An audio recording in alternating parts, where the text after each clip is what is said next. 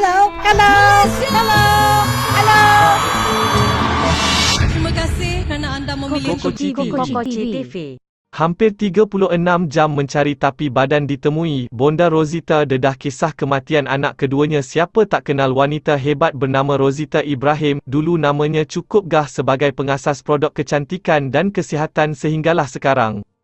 Beliau yang juga merupakan ibu kepada Datuk Seri Alif Shukri dan mentua Datin Seri Syahidah juga antara ikon yang sering menjadi tumpuan dalam media sosial. Di sebalik keceriaan dan kegembiraannya rupanya terselit kisah dok empat yang ramai tidak menyangka. Pengasas Sendayu Tinggi, Bonda Rosita pernah kehilangan anak perempuan tersayang Noraini pada tahun 1993.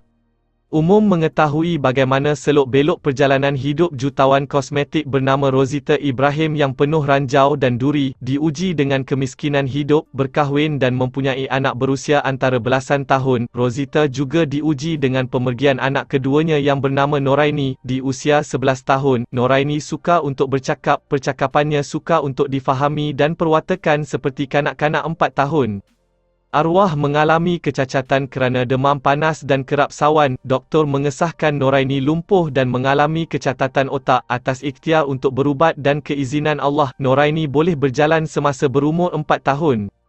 Ibunya menyifatkan kecacatan anaknya disebabkan kurang zat dan kerap diberikan minum air sirap semasa bayi kerana tidak mampu untuk membeli susu. Rosita mempunyai 3 orang anak hasil perkahwinannya yang pertama. Arwah Noraini merupakan anak kedua yang dilahirkan pada tahun 1982. Arwah juga merupakan adik kepada Yati dan kakak kepada Datuk Alif.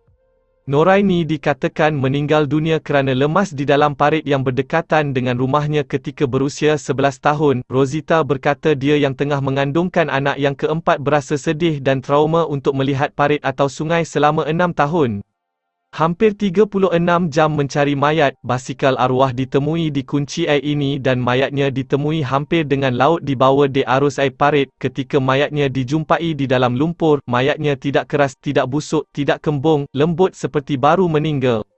6 bulan sebelum kematiannya, Rosita berkata, dia pernah bermimpi arwah jatuh di dalam air berwarna biru. Saya lihat keadaannya dalam mimpi tu, dia terkejut dan terus tidur lena tak menampakkan yang dia sakit kelemasan. Saya takut dan harap ia sekadar mimpi. Rupanya ia jadi kenyataan. Noraini meninggal dunia 5 tahun sebelum jenama Sendayu Tinggi dikenali. Walaupun bersedih dengan tragedi tersebut, Rosita tetap melawan kesedihan itu demi membesarkan anak-anaknya yang kecil dan perniagaan yang baru membangun.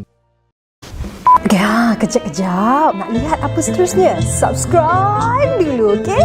Okey, sedikit ya. Janji. Okey. 1, 2, 3. Okey, subscribe.